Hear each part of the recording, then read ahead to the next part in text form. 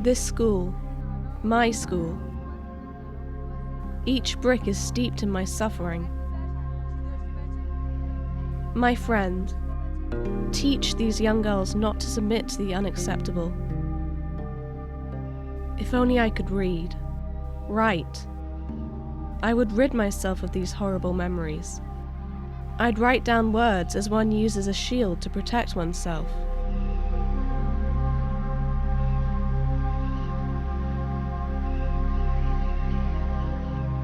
But I will never let this happen again. Ever.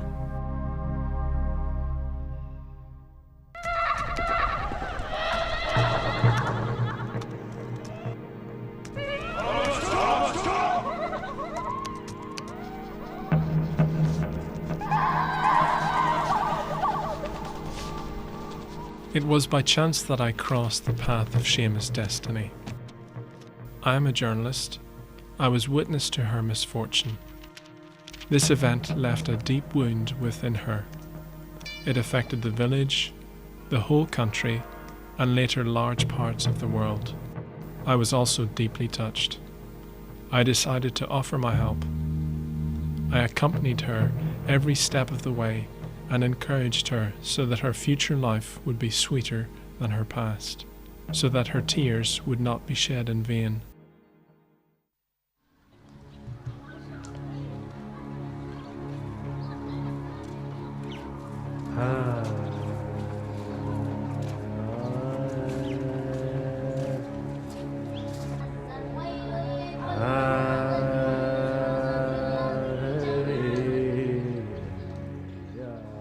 It was the end of the summer.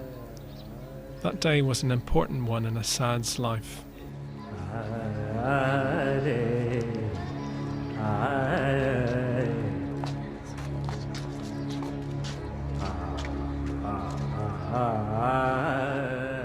Seamus' younger brother was attending the village madrasa for the first time.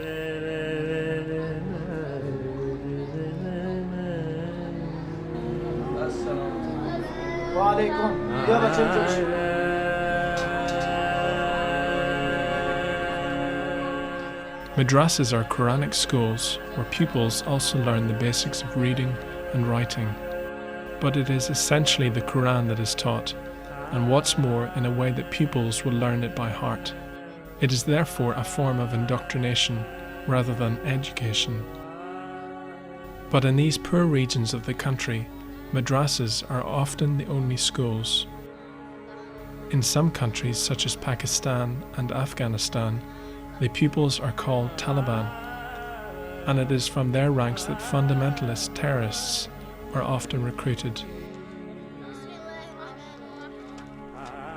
For millions of poor children, madrasas are their only opportunity for getting some sort of education. There are no tuition fees. The pupils are fed and even provided with accommodation. This is a godsend for poor families.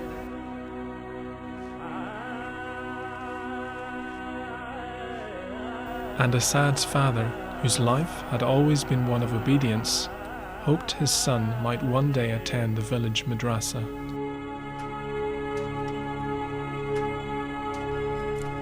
سلام پدر جان، مانده نباشی. وعلیکم بچیم، زنده باش. پدر اصلا در مکتب شامل کردم. خوب چقدر خوب کار کردی جان پدر. تو خود میبینی که غیر تو حسد من دیگه کس ندارم. مانده شدی پدر، من کمک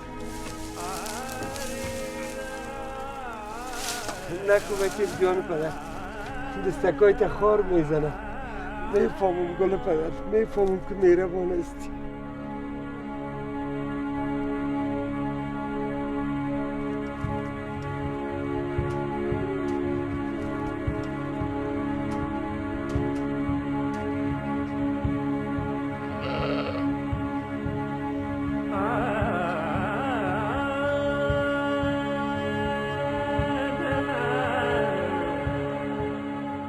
Of course, towns and larger cities also have their madrasas. Usually only boys are admitted. Girls, apparently, don't need to learn to read and write. They have to work the land or help their mothers at home. It is in these schools with a rigid mindset that young boys are taught to dominate women. In this way, patriarchal values may be handed down to future generations. And in this way also, in the name of tradition and a faulty interpretation of the Quran, the all-encompassing male domination over young girls and women is perpetuated. Servitude is enforced through the wearing of the burqa. Repudiation of all sentiments of love and absolute obedience are the supreme values.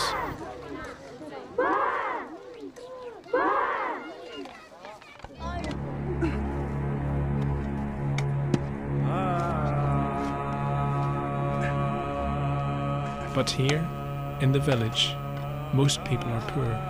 In fact, they possess nothing. They work for wealthy landowners who, although not numerous, are very powerful.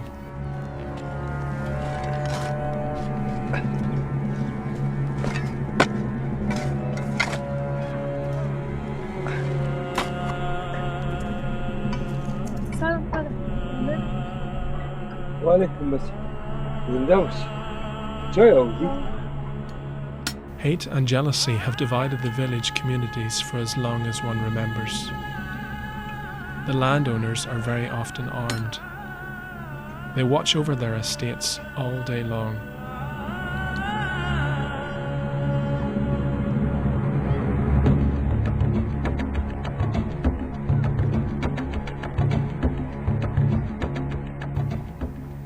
They keep an eye on their foremen, whose job it is to make sure that the peasants do their work.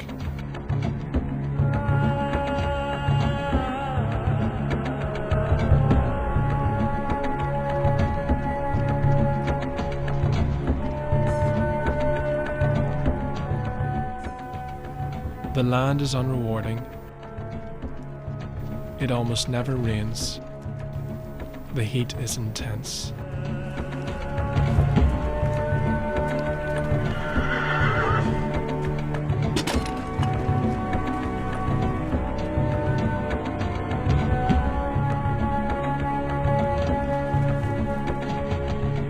برو دختر، وانش که کار خدا کنه.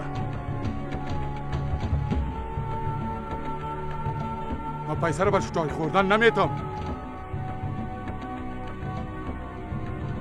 خیلی مفتم خوشم نمیه. کار تکو.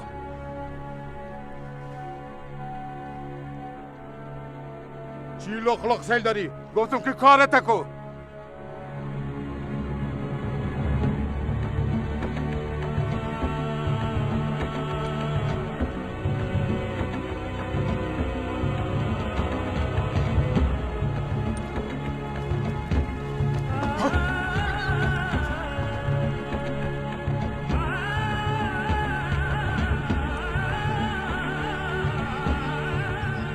The tools are from a bygone age.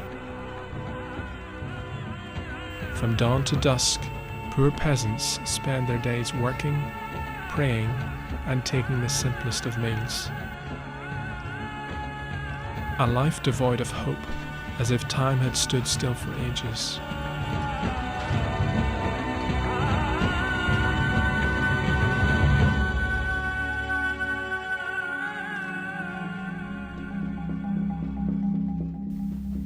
Children also work, boys as well as girls. Men, of course, but women too. But then, why this arrogance on the part of the powerful?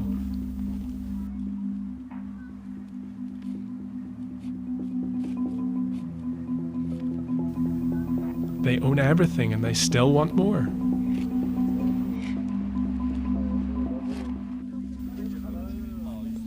They look upon Shema and her family with contempt. They are always angry but don't even know why. They never ask, they demand. They order the peasants about like dogs.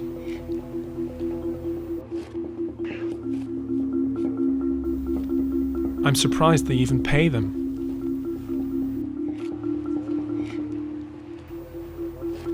Is this almsgiving or an attempt to enslave them even further? But what is the use of all these questions?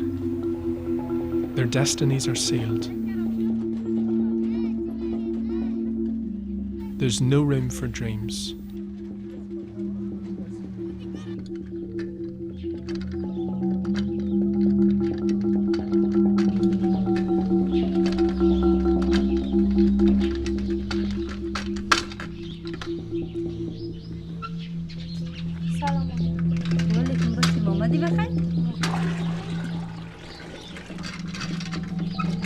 بچیم خدا دشان بازخواست کنه.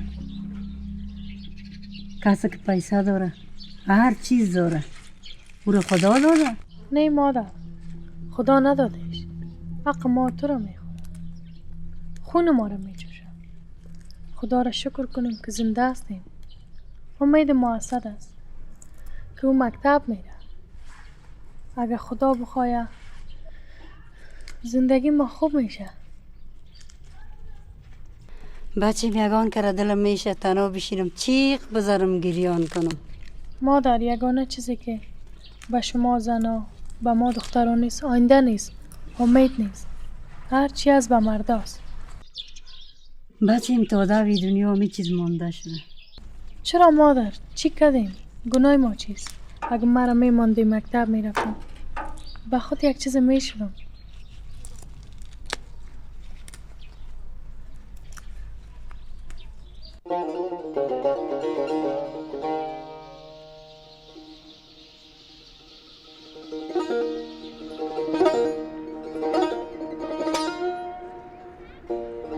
One isn't born a woman, one becomes a woman through accepted norm. What is a woman in these parts anyway? Practically nothing. A whiff of air, an unreal shadow. When the Prophet first appeared, the arid plains were studded with graves containing baby girls. Today, this smothering effect is slower. It is much more pernicious. Little feet suffer under the daily toil, despite the apparent lightness of the cloth that covers the bodies of these children. Bodies so light that the wind seems to blow them about from one mountain peak to another.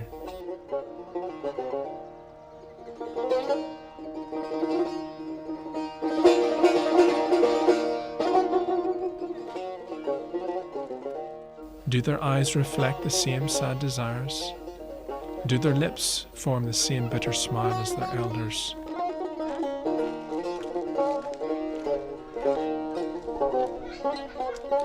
Has the yoke of daily labour left its stigmata on their bodies? The spark of life becomes fainter with each passing day.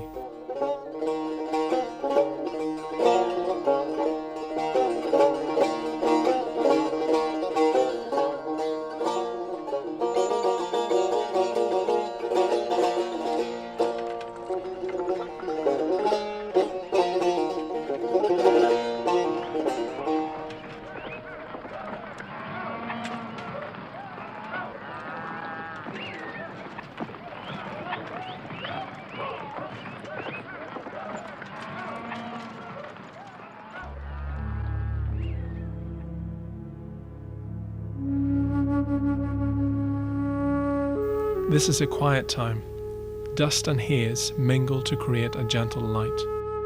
The sun will soon disappear behind the peaks. Everything is still. Assad is bringing back the cow he took out to graze after his madrasa. Father will also return home. Mother is busy baking bread for the evening meal.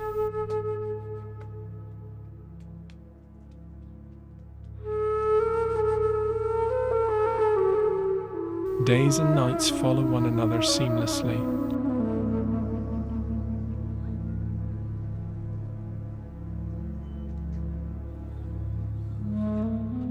Their village has no running water, no electricity, no proper roads. But life goes on quietly, in tune with the seasons, the sun, the wind, and the rain.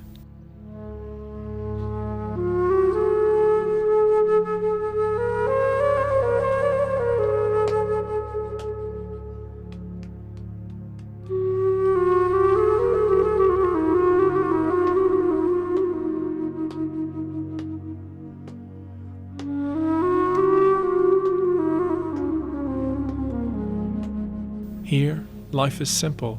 It is ordinary, everyday events that bring happiness.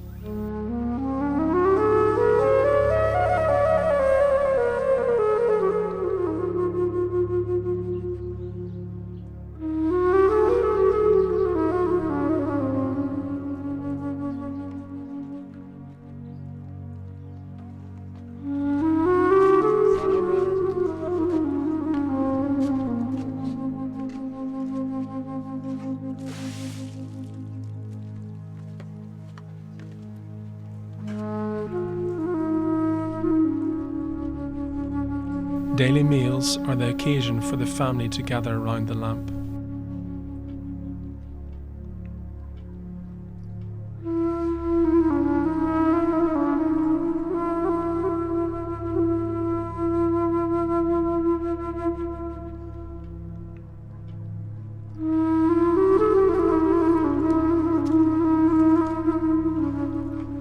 Everyone keeps quiet.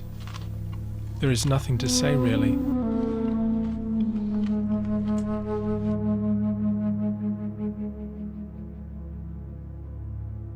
Nothing much happens.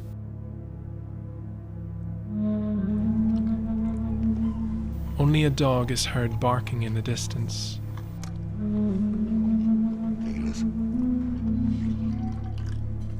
A new day will dawn after the night is over. But what can it possibly bring them?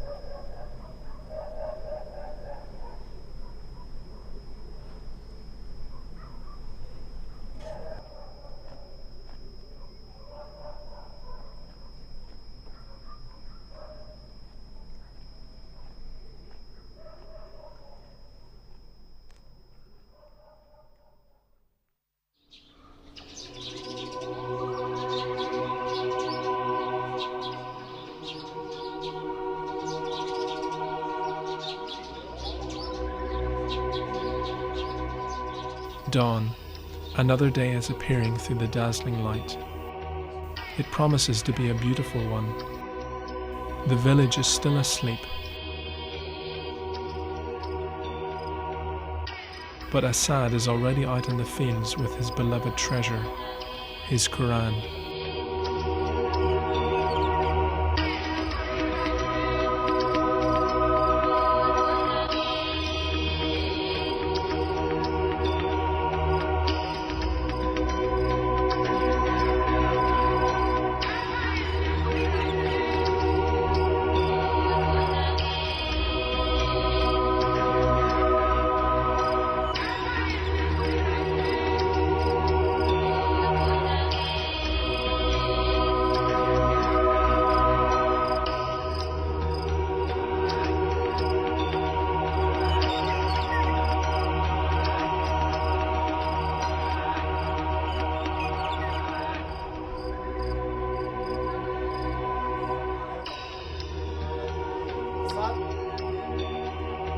اسد اسد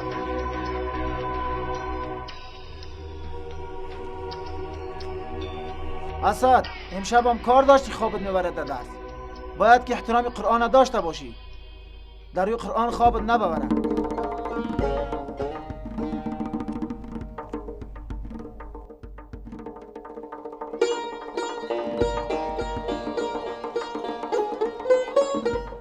You, the little boy, where are you going? Wait for me, little one. Not so fast. Where are you hiding? Your cries of joy bring out the anger in me. In these arid regions, there is no such thing as a carefree existence.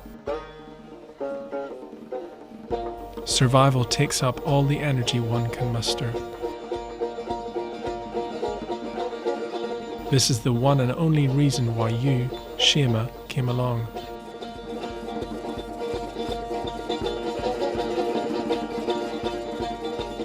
Human lives are so closely tied to the passing of the seasons.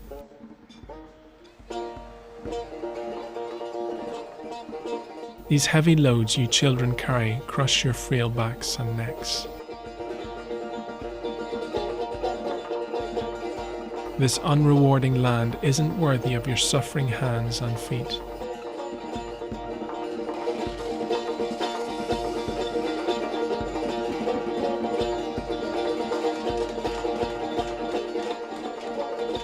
It will inexorably wear you out.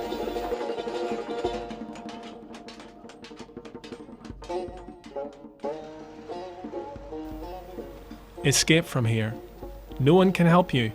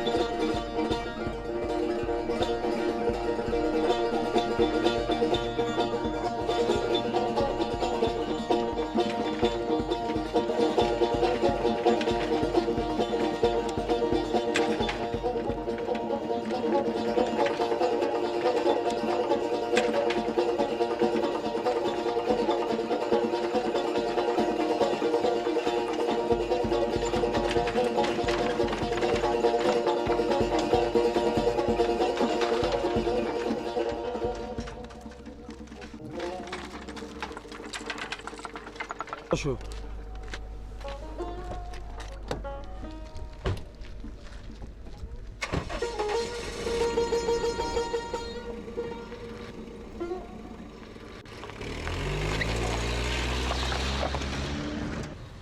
سالما اگر دیگه دفعه چشمت را کشیدم نام خدا بیب نخواد مانده فهمیدی؟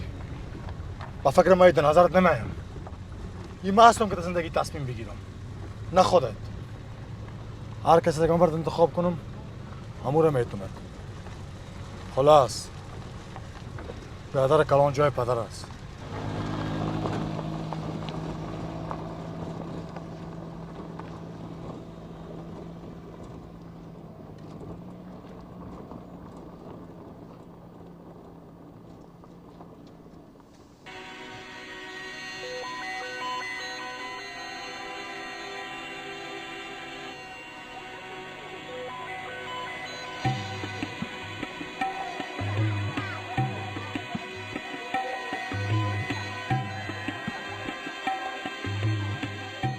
Those who aren't subject to the weight of destiny, those wealthy people who dominate everyone with their money and power, who can do as they like and who always succeed, they have countless opportunities.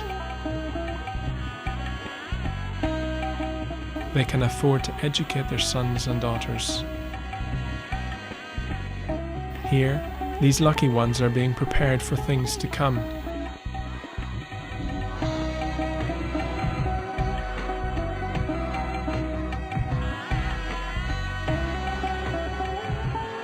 The women who teach here also come from the dominant castes. They were also educated, free from mundane worries. They were destined to succeed, and they did succeed. Today, they in turn provide knowledge, but not to all. The various castes remain closed to outsiders. It has been like this for time immemorial.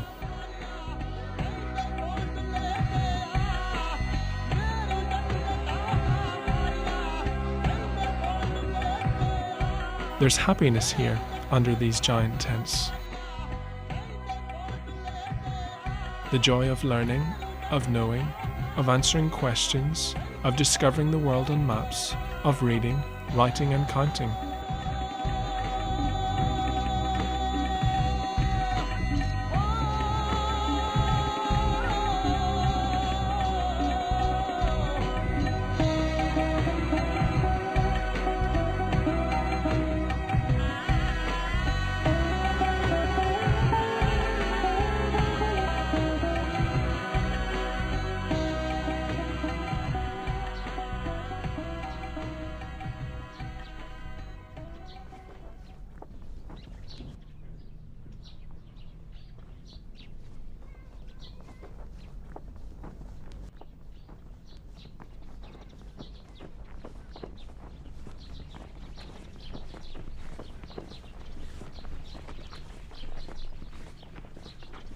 بچه مراد بیجا دست بیا بخیر ساچو بیجا بخیر بیجا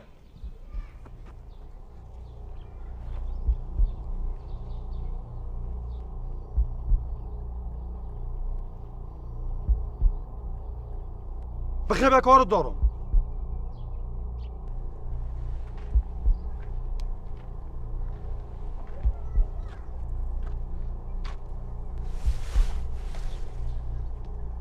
اون مراد پدرتان بی‌ناموس بود بچه بی‌ناموس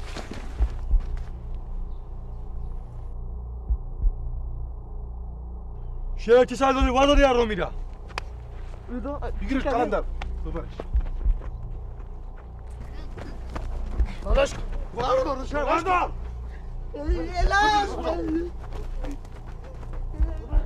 شباش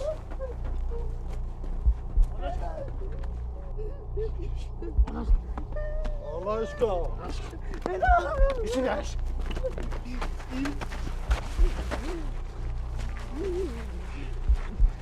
Ela. Ela. Ela.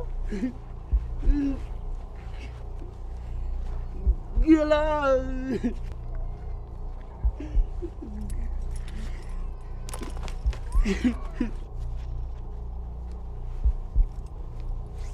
Ela!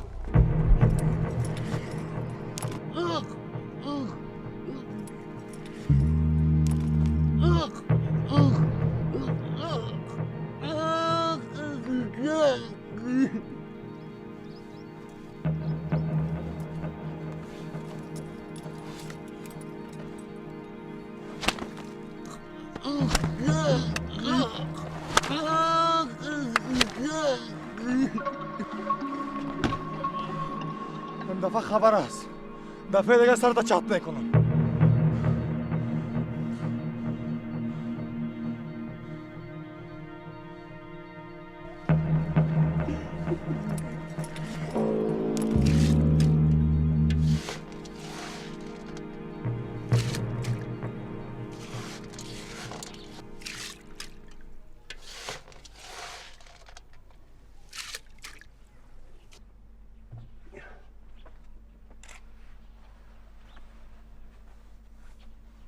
چقدر میدوزی جان پدر چشمکایت ضعیف میشه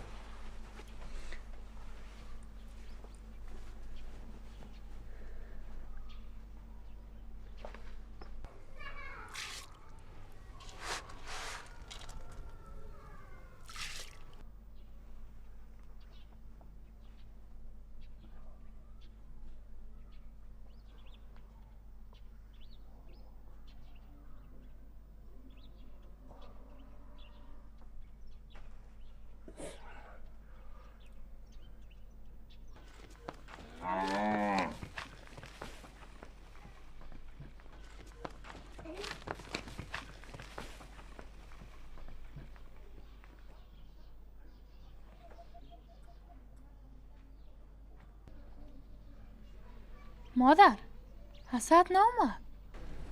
البته پدر جای روانش کرد.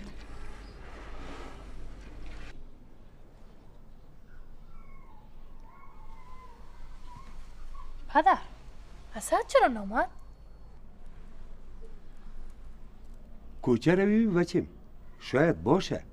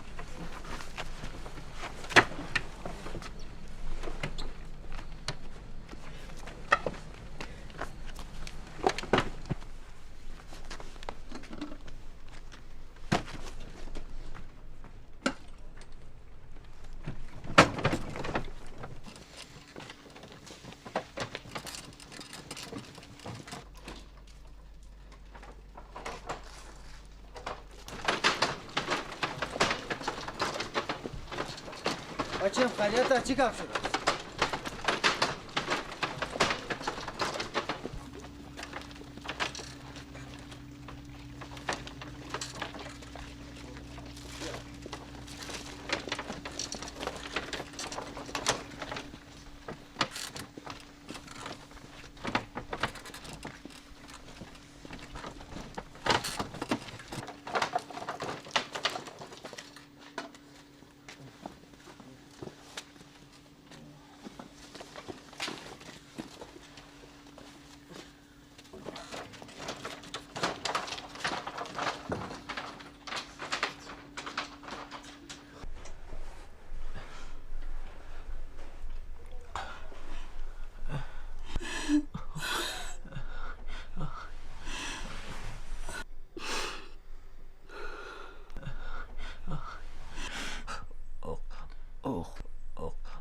خاکت شوم مادرت.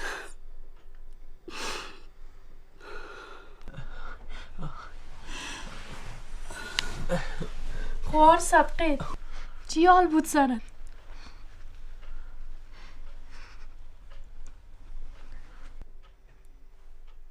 هزار بار خدا را شکر که ظالمان نکشتنش.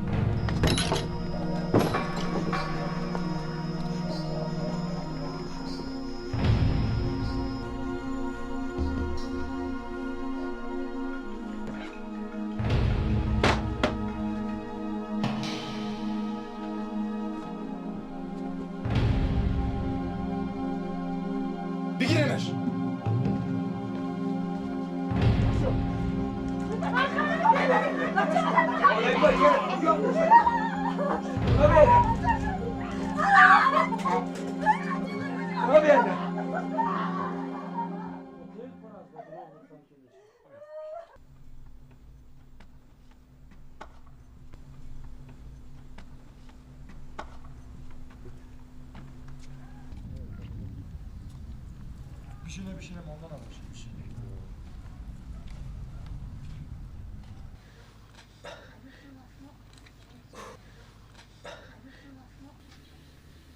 یک عمر با آبرو زندگی کردی.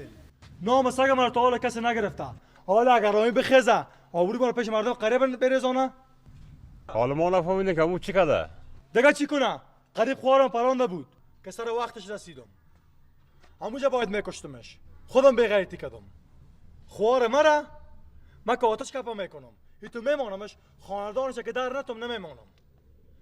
اگه خوارم دیروز خودکشی میکرد من چی میکردم؟ این بی آبروگی کجا میبردم؟ همه خبرتان میگم.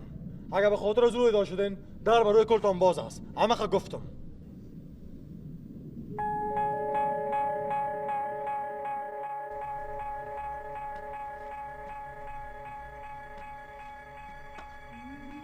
Habib and his men first raped him and then beat him savagely. They then threw him into a ditch near his house. Later, he was reported to the police for allegedly insulting Habib's sister. This is considered a serious offence. The police, who are too often in the pay of the wealthy, then came and arrested the boy.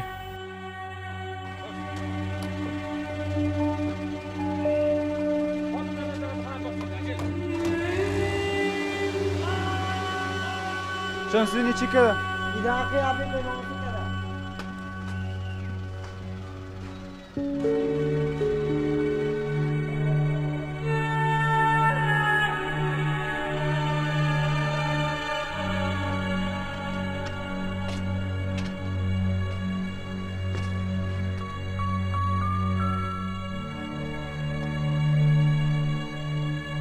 ما او به پدرها خوب میشناسم.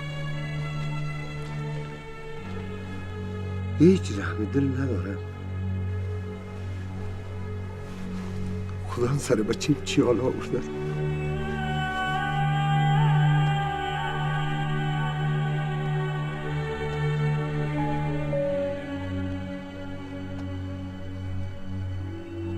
پدر چرا آرام شدیم؟ برو قدری سفیدهاشان گپ بزن. میشه کدام آدم خوب دبنشان پیدا شود گپ ما را گوش کنه. ما میرم کدام.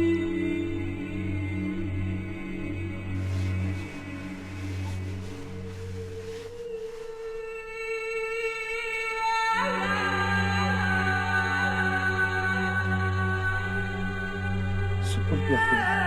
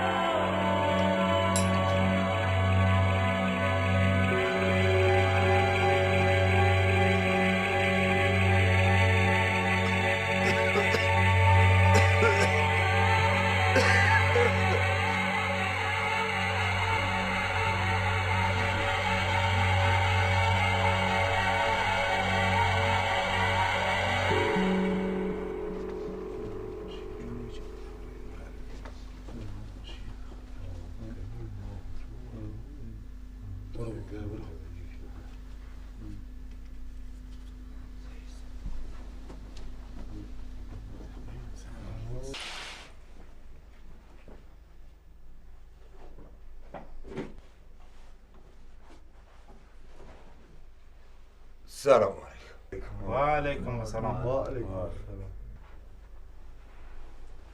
او دختر تو بیرو برای ما قد آقایت کار داریم.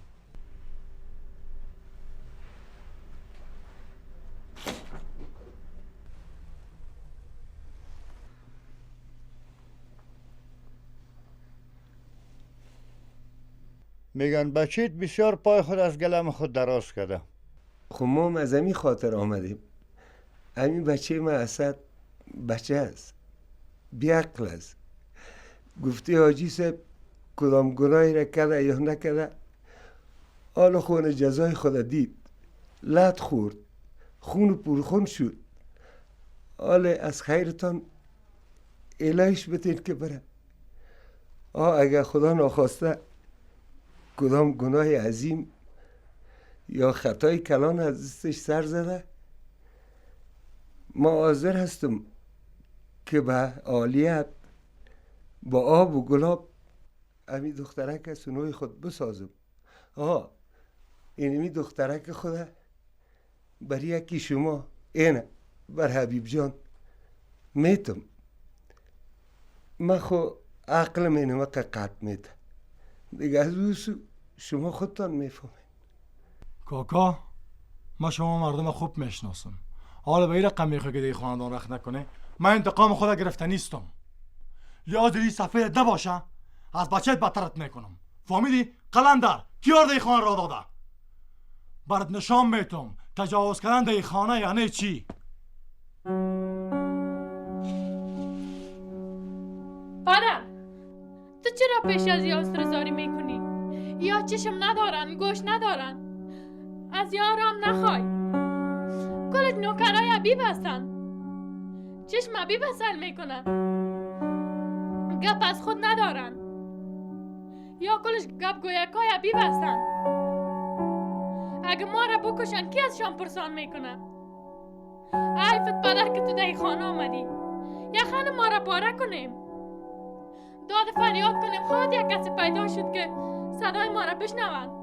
کل از یاد یک آخر بست هستن.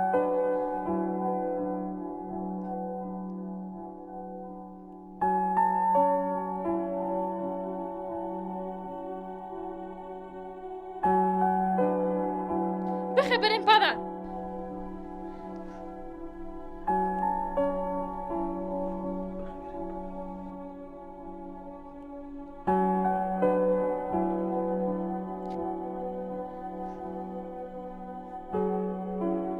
دنیا سر چپه شده، یک گوشته گوام یک دختر.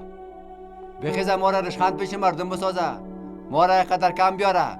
1000 تا قسم خلقا را ما سرش از زیر بالش کردیم. او دخترم به مالش رسید، فهمیدین یا نه؟ نه بیادران، این کار خوب نیست. به خدا معلوم است که بچه این کار کده نکده. بسیار لطم خورده. تکه تکه سبیب جان بانش که بره. همه قکه بچه را آوازه و دروازه میکنی. سوار از بزمی را کی جمع کده بتانه.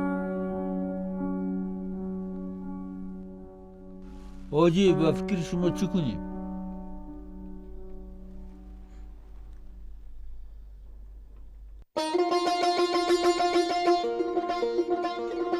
Here, feelings of love are prohibited according to the tribal code of honor, as well as religious precepts. Young people don't have the right to choose, to meet, to love. Not even to look at one another with any insistence. The sort of love that submerges the heart and the soul is considered a serious offense. Those who go astray are sometimes killed. Whenever such a person is condemned to death, it is almost without exception the woman. According to a certain interpretation of the Quran, women are inferior to men. They cannot be seen and they cannot have any desires. Above all, they cannot be the objects of desire. They cannot go alone without their husband's permission. They cannot remain in the same room with a man who is not a relative. They cannot speak to him nor take their meals with him. In these patriarchal societies, women are the objects of exchange and sale, nothing more. In a tragic poem written in the 16th century, a woman had these sad words to say, "O God, if ever there is another life somewhere, bring me back a stone and not a woman."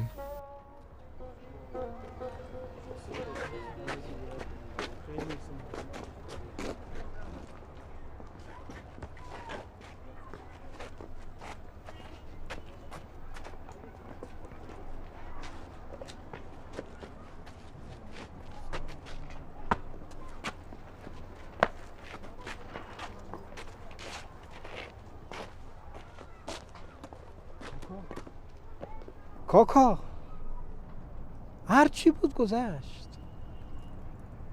فراموشش کن. بعد از تو دیشب کل ما به یک موافقه رسیدیم که سرمی معامله خاک بفته.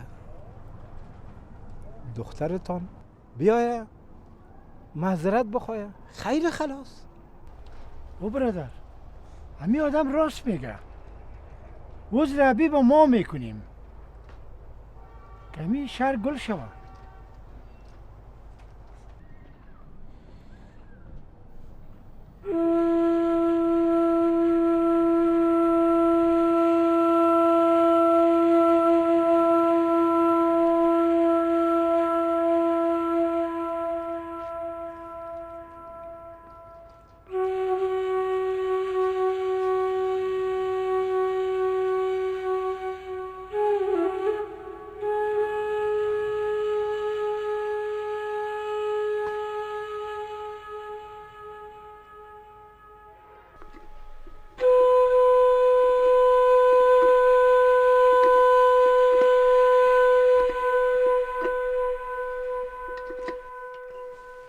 پدر، ما حاضر نیستم این کار کنم.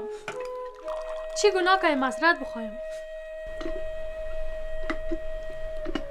از خاطر بیادرت بچیم. مادر، بیادرم گناه نداره. حال خلاص شده ده حکومت است. همو جا هرچی دلشان بخواه میکنن. حکومت هم از خودشان است. میترسم.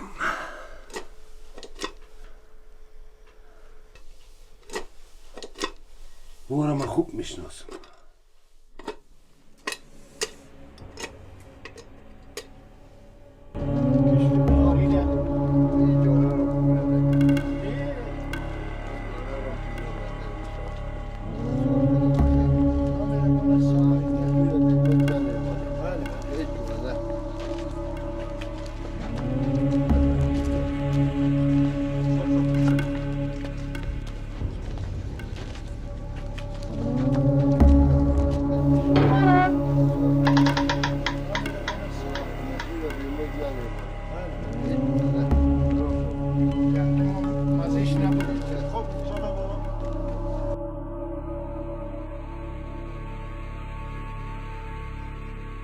مثل که نامد. من میگم ترسیده. او بیادر، ترسی چی و کاری چی؟ بیادر خودش نخواست که بیاید. این قسم میخواه ما رو مسخره کنه، ما مسخره یک دخترک شویم. اما تو خوش شد دیگه. اگه طور باشه قبر خودش میکنه. بیادرها، ما شما یک کار کنیم تا به کل زنای قریه یک پند عبرت شود، بفهمن که در مقابل یک خانواده شریف و نجیب زبان درازی، به حرمتی یعنی چی؟ یک کسی باید بره ابی به گرفته بیاره.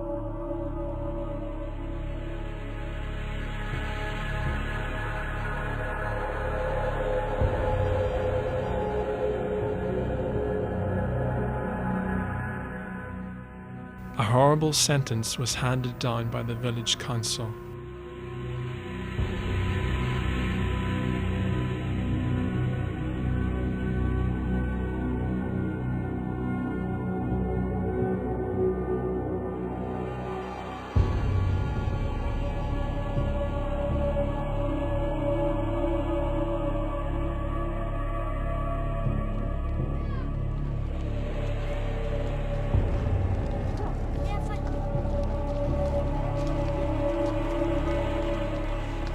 For centuries, it has been the duty of village councils to settle disputes. They can condemn and acquit presumed wrongdoers in the same way as an official court of law. They are both judge and jury.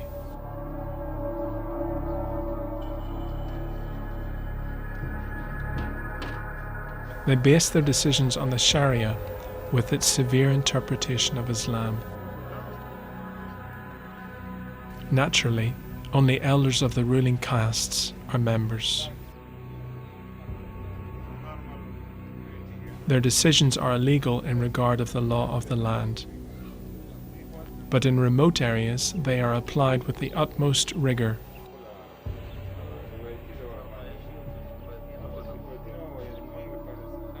Nobody would dare oppose them, and certainly not women.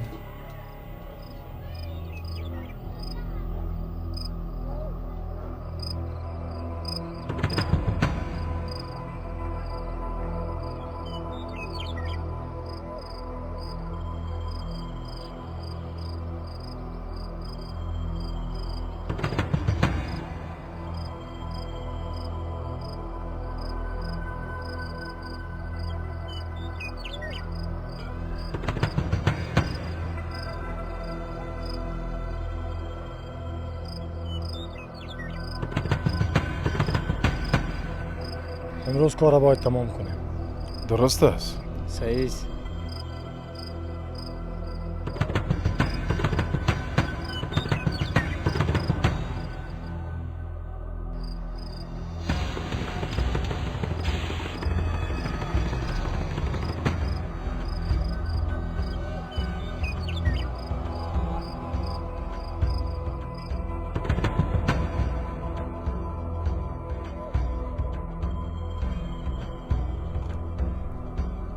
امروز از پیشم رفتن نمیتون. چرا؟ چرا ندارم. حرکت کن. برو.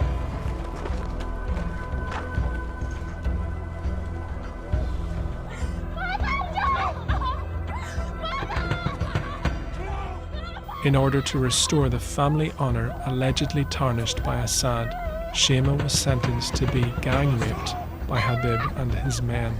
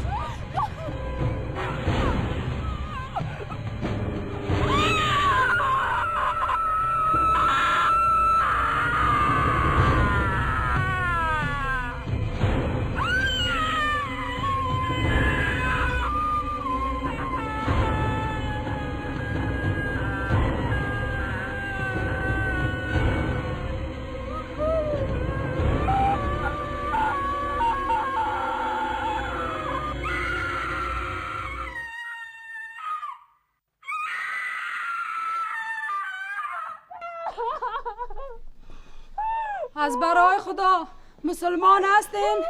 برای این ببینین صدای زن میاد. چی مصیبت در سرش آمده؟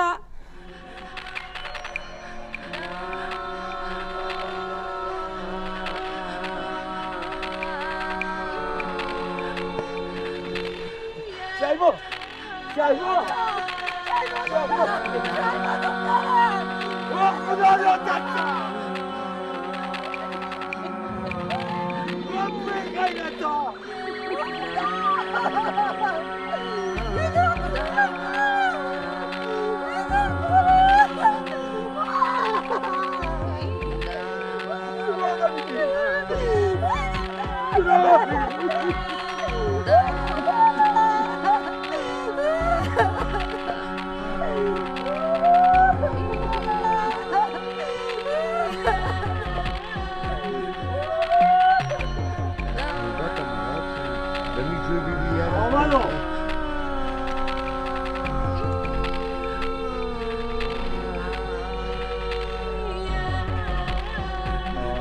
خدا محمد خدا خیر کن.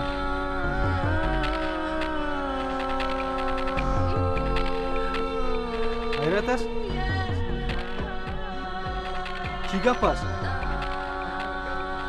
من ژورنالیست هستم. میشه کمکتان کنم؟ بابا مراد خیرت است؟ دختر خو مریض نیست. بابا مراد خیرت باشه.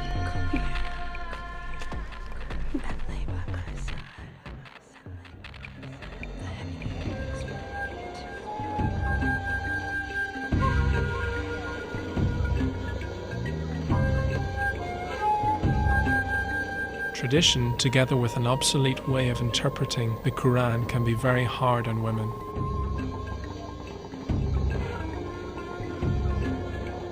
Being mostly illiterate, they are so unaware of their rights that they don't believe they have any at all.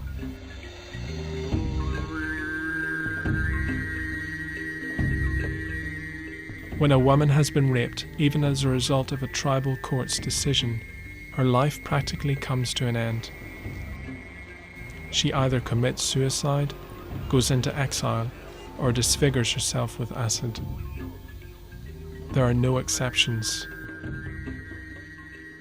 In these regions of the world, thousands of women have been assassinated and countless others disfigured with acid as a result of alleged honor crimes. Sheima's decision was exemplary. She was to become the first woman ever who dared oppose the extreme severity of tribal councils. She faced a difficult task indeed.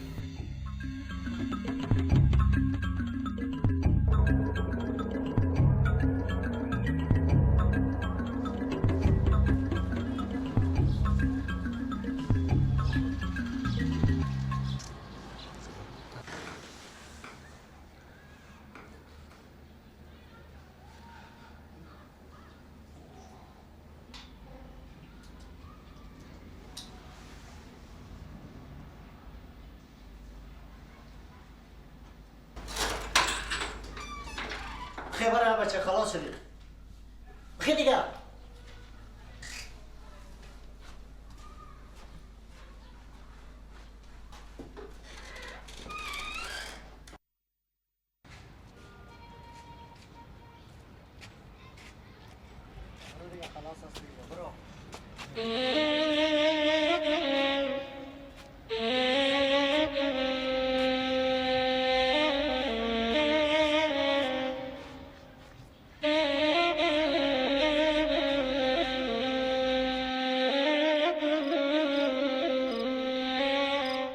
It was only after he began confiding in me that I found out what had really happened to Assad.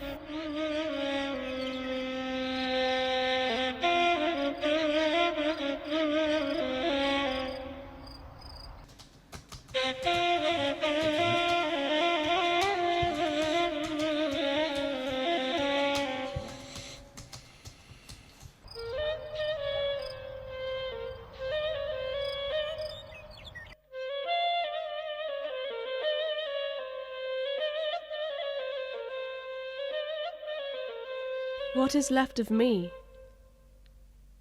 Of my hopes? My dreams?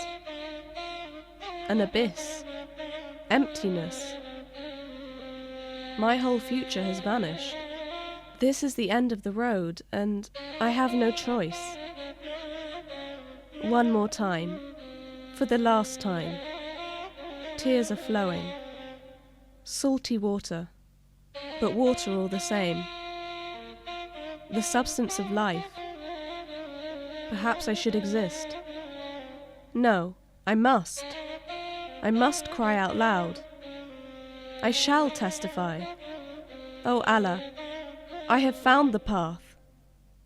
The trial that will allow me to enlighten my fellow women. So be it.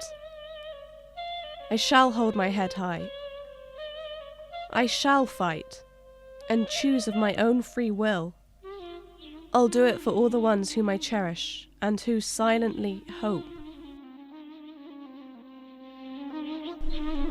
شیما جان تو مطمئن باش که حق به حقدار میرسد. تو دختر هوشیار هستی، همه چیز میفهمی. عجیب خدا میگم، خدا امر ظالم کوتاست. مادر صدقی سرت، جان مادر، جان مادر خود.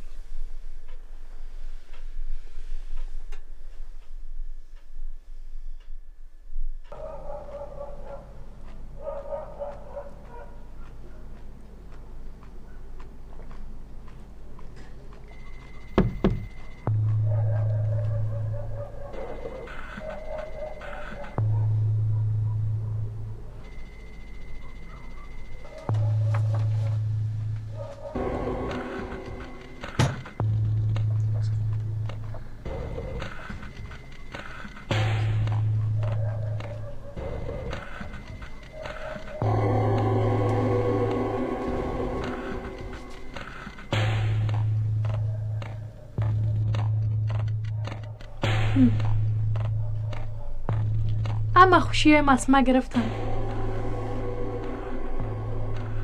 میخواین که زشترین زن دنیا شوم، اما ما انتقام خود خواد گرفتم.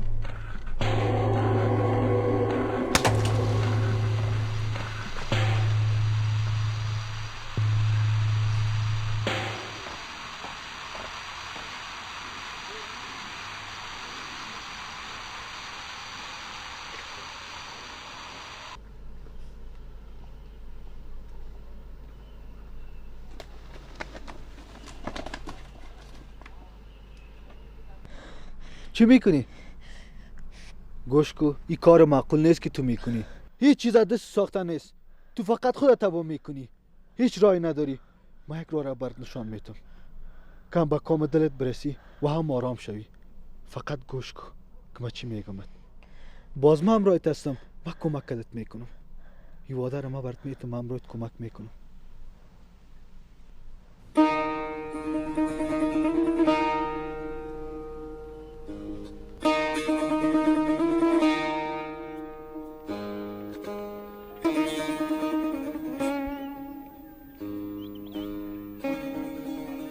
Trembling figures blowing around in the dust. Unknown souls that will never lay to rest. Too many tears have been shed. Too much pain. Why? But you won't be forgotten, Shema. I shall guide you.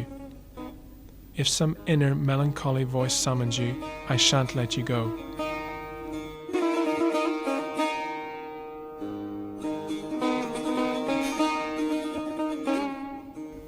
Pain and suffering shall not leave their ugly scars on your loved ones.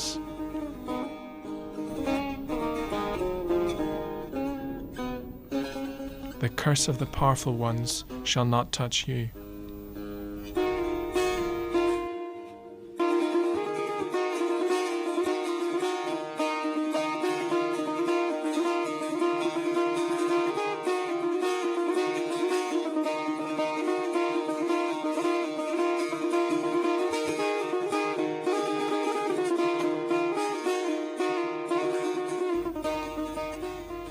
In the name of all those who've tasted the bitter poison distilled by traditional values, I shall be your voice, the guardian of all the hopes you carry within you.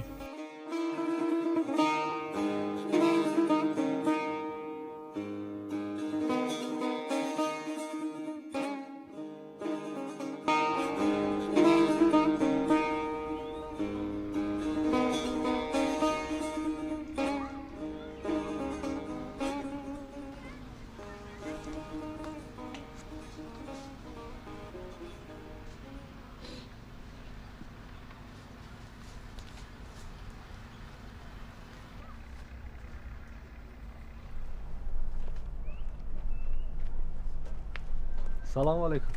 سلام. بریم که بسیار ناوقت شده. ناوقت آمدین شما.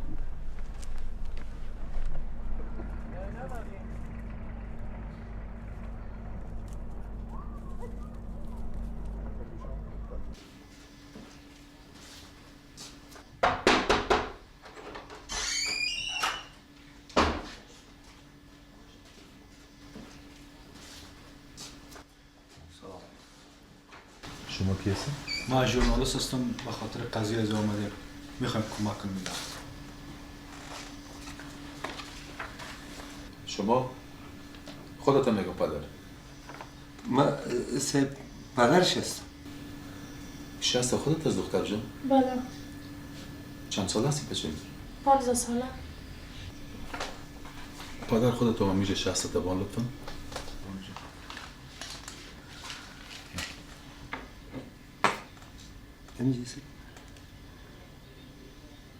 دخترتون به سن قرمی خود نرسیده. دختر جان، ما تا حد امکان کمکت میکنم. مگمی مردم متوجه خودت باشی.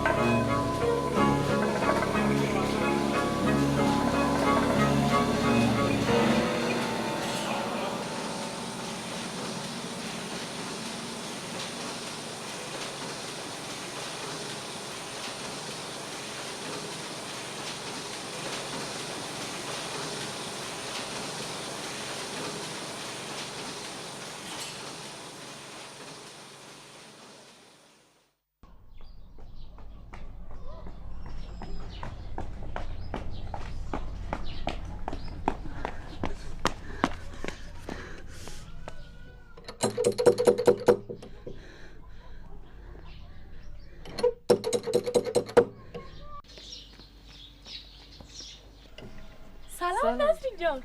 خوب هستی؟ یک خبر بسیار خوش برات دارم. چی میکنی؟ ما میخواستیم این خبر خوش برش بتم. از ما که پیش خود رساندی. سایکو اینجا چی نوشته کردن؟ عکس تسکو دولت حاضر است به خاطر جسارت و جرأت تو بر تو پیسه بدن. پیسه؟ بله، پیسه بسیار زیاد. سلیمان جان، نسرین جان، آوا خوش میشم که وا جزا داده شود. ایران بفهمین که تمام روزنامه‌نگارا یک رقم نوشته نکردن، ولی یک چیز ما برات بگویم که حقیقت است، هیچ وقت پنهان نمیشه. بازم خدا مهربان است. راست میگه، خدا مهربان است.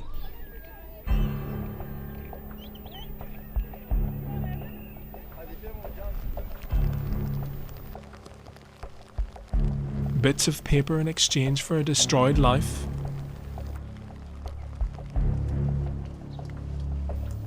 A windowless abode as a reward for these atrocities.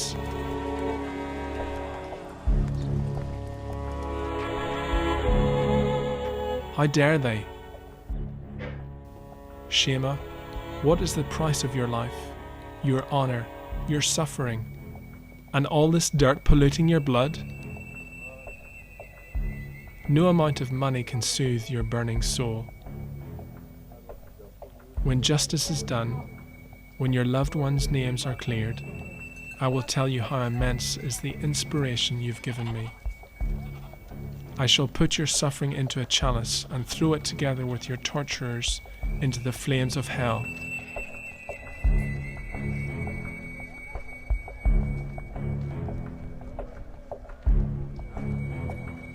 In fact, my investigations have been so effective that all the national papers were carrying the story.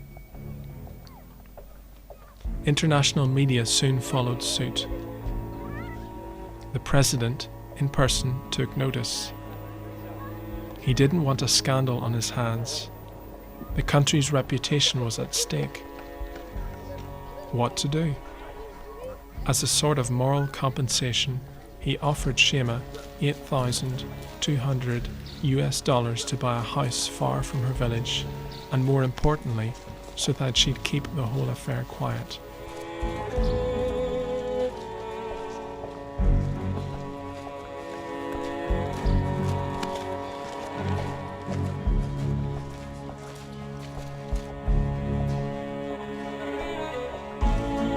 In the meantime, Shema's charges against her aggressors had followed their course.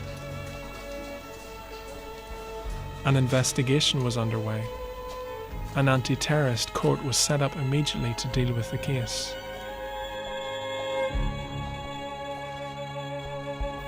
This type of tribunal is often used in cases of serious public disorder, and particularly when suspected criminals are caught in the act.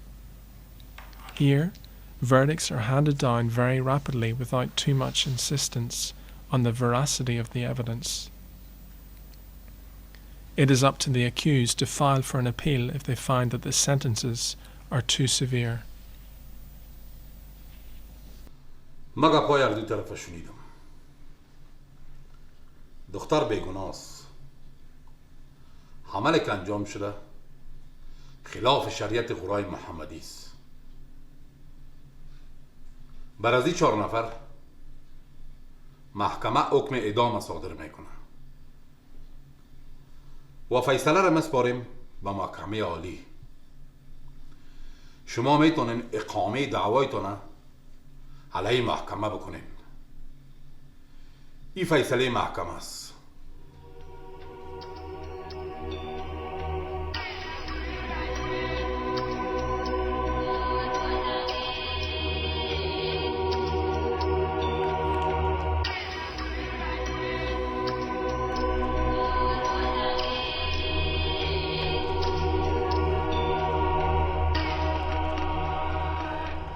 شیما جان، بار از یک مدادگاه چی فکر میکنی خودت؟ من بسیار خوش هستم. فکر میکنم که انتقام خود گرفتیم. تشکر از شما که مرا کمک کردید. نه، خودت ممنون جرأت و شجاعت خود باش. ما فقط یک راهنما بودم. تو انتقام هزاران زن و دختر گرفتی. امروز سر زبانای مردم خودت هستی. میفهمی تو رو شیر زن میگن که ما هم افتخار میکنیم. آرزو داریم که هر زن بتونه خدا بگیره. با این پیسی که داری میتونی که شار زندگی کنی. آیا از تو شما میری؟ نه نمیرم. مکتب میسازم. مکتب میسازم بر تعلیم که مردم بفهمن چه قسم از حق خود دفاع کنن. یک مکتب سفید.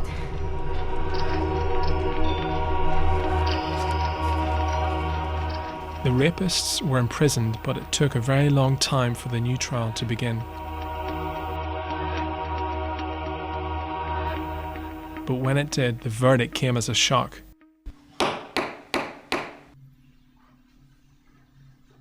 اصلا در این مورد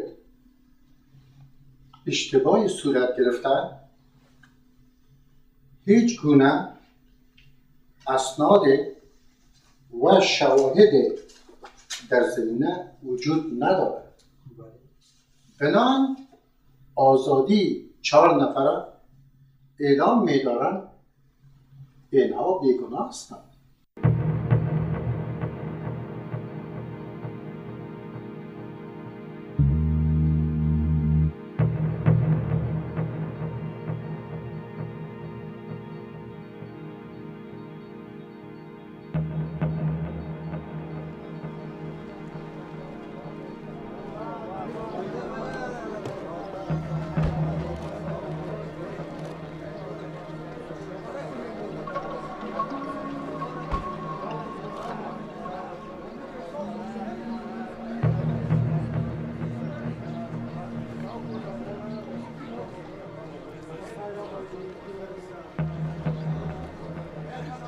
حبیب جان خوشی که بخیر خلاص شدی خوشی که بخیر آمدی خوب هستی خیر خیرت است.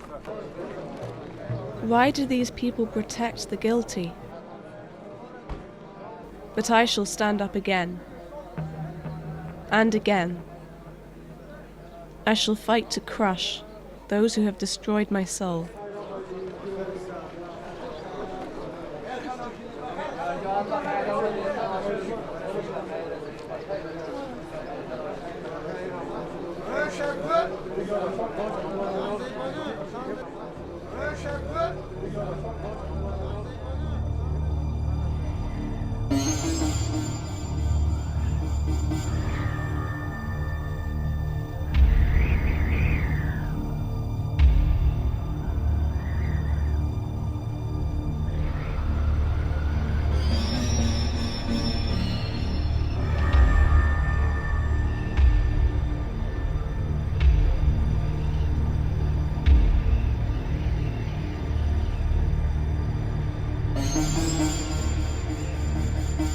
Four years have passed.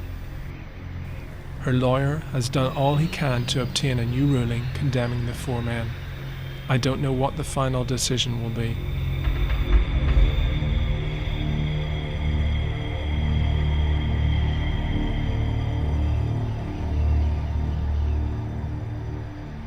For now, Shema feels that it doesn't really matter. Just by deciding to ward off the intolerable and the unacceptable, she has won her most difficult, her most unexpected battle. This is a great victory over her misfortune. It is also, and perhaps above all, a great hope. For the very first time, for all the women who are today experiencing what Shema went through, and those who, in the future, will need to defend their honour.